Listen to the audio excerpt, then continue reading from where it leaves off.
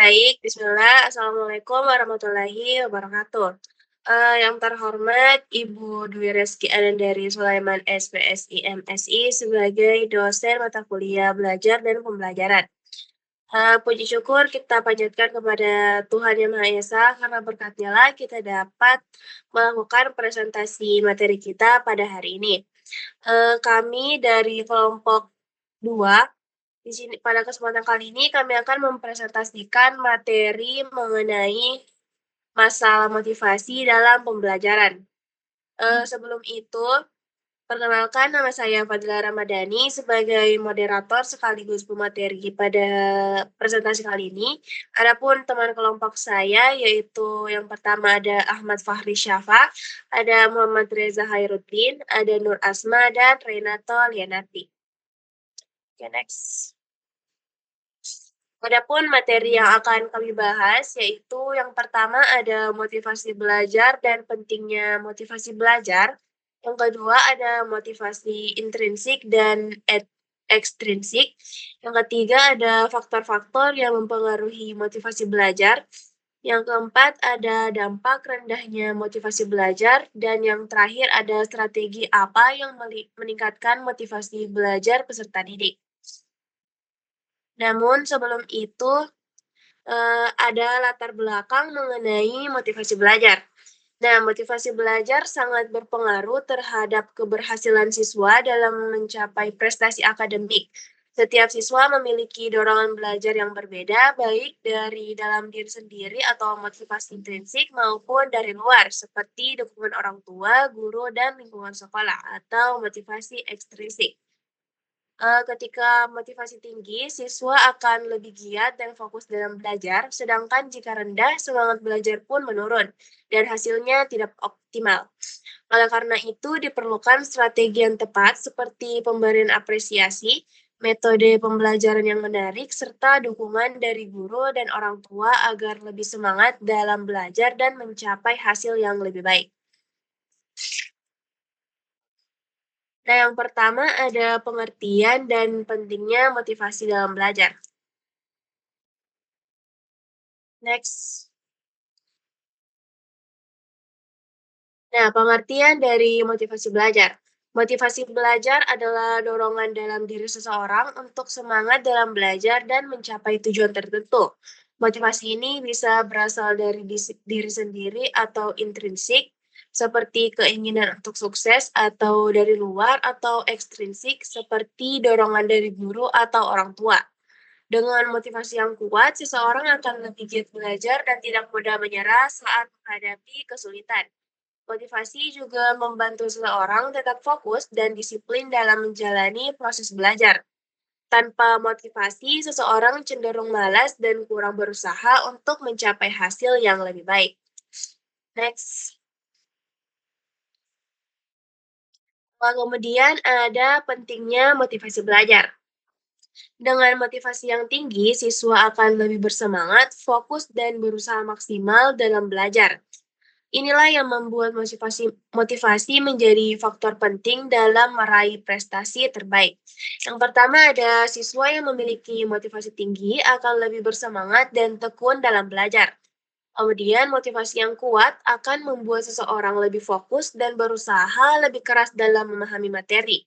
Kemudian dengan motivasi yang baik, peserta didik akan terus berusaha meningkatkan hasil belajarnya. Kemudian motivasi yang rendah dapat menyebabkan kurangnya keinginan untuk belajar yang berdampak pada prestasi yang menurun. Kemudian, siswa yang termotivasi cenderung memiliki inisiatif untuk belajar tanpa harus selalu diarahkan oleh guru atau orang tua. Oke, next. Selanjutnya ada motivasi intrinsik dan motivasi ekstrinsik yang akan dibawakan oleh Muhammad Reza Khairuddin. Kepada Saudara Reza dipersilahkan. Baik, selanjutnya itu ada motivasi intrinsik dan motivasi ekstrinsik. Nah, motivasi intrinsik adalah dorongan yang berasal dari dalam diri seseorang untuk melakukan sesuatu karena mereka senang, tertarik, atau menganggap aktivitas tersebut bermakna. Motivasi ini tidak tergantung pada hadiah, tekanan, atau pengaruh dari luar, tetapi lebih kepada kepuasan pribadi. Sebagai contoh, seorang siswa yang belajar dengan tekun karena ia menikmati proses pembelajaran dan merasa puas dengan pengetahuan yang diperolehnya, menunjukkan motivasi intrinsik. Hal ini berbeda dengan siswa yang belajar hanya karena ingin mendapatkan nilai tinggi atau hadiah dari orang tua. Selanjutnya ada motivasi ekstrinsik. Motivasi ekstrinsik adalah dorongan yang berasal dari luar diri seseorang. Motivasi ini muncul karena adanya faktor eksternal, seperti hadiah, ujian, nilai tinggi, atau bahkan hukuman. Seseorang yang memiliki motivasi ekstrinsik biasanya melakukan sesuatu bukan karena mereka benar-benar menyukainya, tetapi karena ingin mencapai sesuatu yang ada di luar dirinya. Sebagai contoh, seorang siswa mungkin belajar dengan rajin, bukan karena ia menikmati materi pelajaran, tetapi karena ingin mendapatkan hadiah dari orang tua atau menghindari hukuman dari guru. Begitu juga dengan seseorang yang bekerja keras, bukan karena ingin menyukai pekerjaannya, tetapi karena menginginkan bonus atau promosi.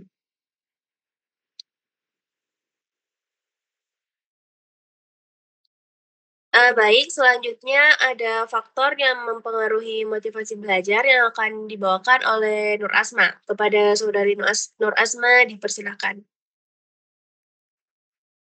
Baik, ada pun yang ketiga yaitu faktor yang mempengaruhi motivasi belajar.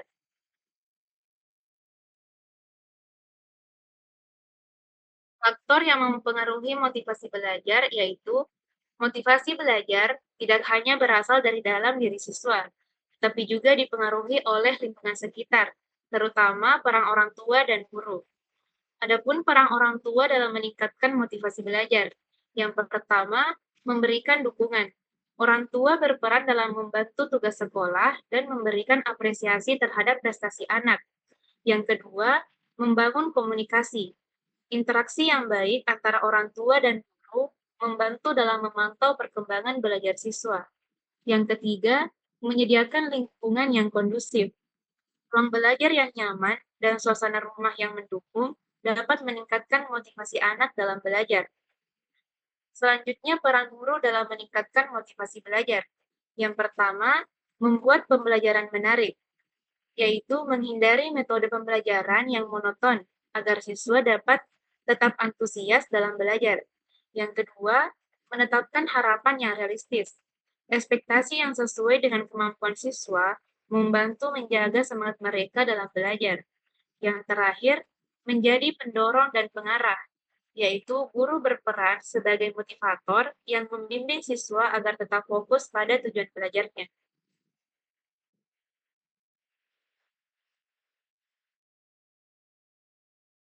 Baik, selanjutnya ada dampak rendahnya motivasi terhadap hasil belajar yang akan dibawakan oleh saudara Renato Leonardi. Kepada saudara Renato dipersilahkan. Oke, baik. Terima kasih atas kesempatannya. Yang selanjutnya adalah dampak rendahnya motivasi terhadap hasil belajar. Next. Dampak rendahnya motivasi terhadap hasil belajar dapat dipengaruhi oleh beberapa faktor, seperti minat, bakat, motivasi, dan konsentrasi. Minat yang tinggi membuat seseorang lebih bersemangat dan terlibat dalam proses belajar. Minat belajar bisa muncul karena berbagai alasan, seperti keinginan untuk sukses dan mendapatkan pekerjaan yang baik. Bakat adalah kemampuan seseorang yang dapat berkembang melalui proses belajar dan latihan. Siswa yang belajar sesuai dengan bakatnya cenderung lebih mudah memahami dan menikmati pelajaran. Motivasi adalah dorongan dari dalam diri maupun faktor luar yang membuat seseorang ingin belajar. Konsentrasi adalah kemampuan untuk fokus pada proses belajar. Motivasi yang kuat membantu proses seseorang tetap fokus dalam belajar. Ada pengaruh lingkungan keluarga terhadap hasil belajar. Yang pertama, ada cara orang tua mendidik anak. Orang tua yang peduli dengan pendidikan anak akan membantu meningkatkan hasil belajarnya. Yang kedua, ada hubungan antar anggota keluarga. Jika hubungan dalam keluarga penuh konflik, anak bisa kehilangan fokus dan semangat belajar. Yang terakhir, ada suasana rumah. Lingkungan rumah yang tenang, dan nyaman mendukung konsentrasi anak dalam belajar. Pertengkaran dan ketegangan dalam rumah bisa membuat anak tidak betah dan sulit belajar. Ada juga pengaruh lingkungan sekolah terhadap hasil belajar. Yang pertama adalah metode mengajar yang menarik membuat siswa lebih belajar, lebih semangat belajar. Ada juga faktor guru yang kurang mempersiapkan materi dan tidak memiliki cara mengajar yang baik sehingga bisa bisa menurunkan minat belajar siswa. Dan yang terakhir adalah sikap guru terhadap siswa juga mempengaruhi motivasi mereka dalam belajar. Selanjutnya,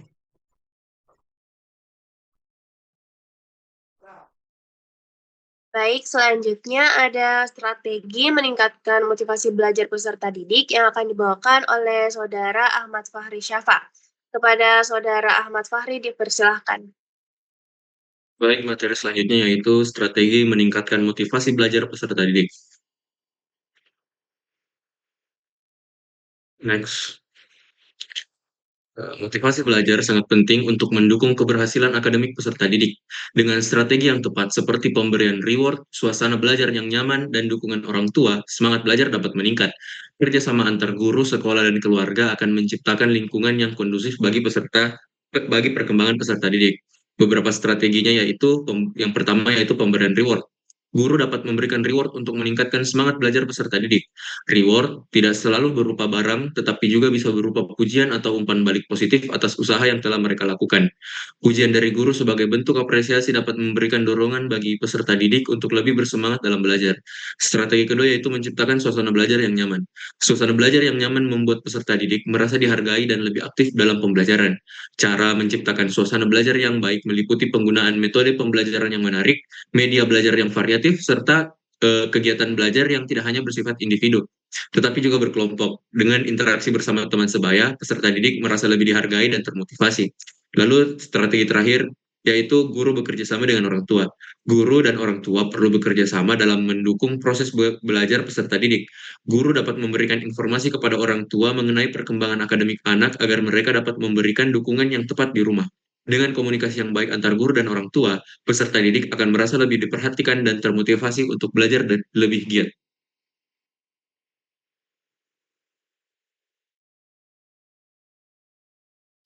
Baik, itulah tadi penyampaian materi mengenai masalah motivasi dalam pembelajaran yang bisa disampaikan oleh kelompok kami. Adapun kesimpulannya yaitu motivasi belajar memainkan peran penting dalam keberhasilan akademik peserta didik. Dengan adanya dorongan yang kuat, baik dalam diri maupun lingkungan sekitar, siswa akan lebih bersemangat dalam belajar dan mencapai prestasi yang lebih baik. Motivasi yang tinggi juga membantu siswa untuk lebih disiplin, tekun, dan memiliki rasa tanggung jawab terhadap pendidikannya. Untuk meningkatkan motivasi belajar, diperlukan kerjasama antara siswa, guru, dan orang tua. Lingkungan yang mendukung, metode pembelajaran yang menarik, serta penghargaan terhadap usaha siswa dapat membantu meningkatkan semangat belajar mereka. Dengan strategi yang tepat, diharapkan peserta didik dapat terus termotivasi dalam belajar dan mencapai potensi terbaiknya. Nah, baik, demikianlah presentasi yang bisa dibawakan oleh kelompok kami. Semoga apa yang disampaikan dapat berguna bagi kita semua. Apabila ada salah kata atau salah perbuatan, kami mengucapkan mohon maaf sebesar-besarnya. Saya tutup dengan ucapan terima kasih. Wassalamualaikum warahmatullahi wabarakatuh.